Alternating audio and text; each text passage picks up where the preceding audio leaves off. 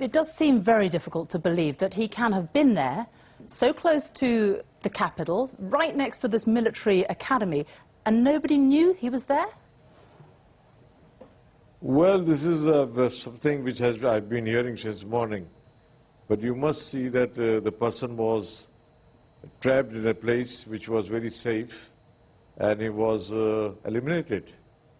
And that is what we needed. That is what the Americans wanted, that is what we wanted, and we achieved it. But for somebody to be actually living there for perhaps months, and nobody knew he was there, do you really believe that? No, I don't believe that. There must be some people that must be living there. There must be a sleeping cell, of course. But Osama came there just a few days ago, because he has been traveling from here and there, from northern areas, from Afghanistan into northern areas, and back and forth.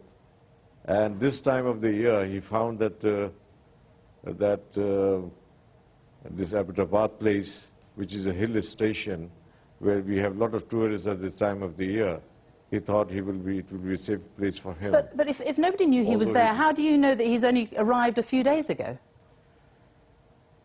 If nobody knew he was there, how do you know that he'd only been there for a few days? I think he was led into it by way of our intelligence and the American intelligence. He was lured into that trap, and he got himself trapped. Why do you think that the Americans didn't involve the Pakistani authorities at all in this operation? They didn't tell them about it until afterwards. Now the Americans have started saying that it was Pakistan's cooperation that brought about this result. Even Hillary Clinton said it this afternoon. I heard President Obama give compliments to Pakistan for all that Pakistan has been doing. They also mentioned about 30,000 civilians that we lost in this operation, and also 5,000 soldiers, generals and brigadiers whom we sacrificed in our fight against Al-Qaeda. That may be so, but the bottom line is that America did not inform Pakistan about the operation that it was going to carry out beforehand. Does that not point to a deep mistrust between Pakistan and America?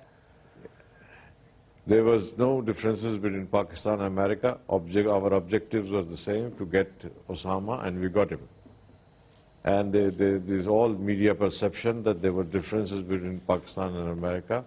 It was all leaks that created this perception, and I believe that everything was just nonsense.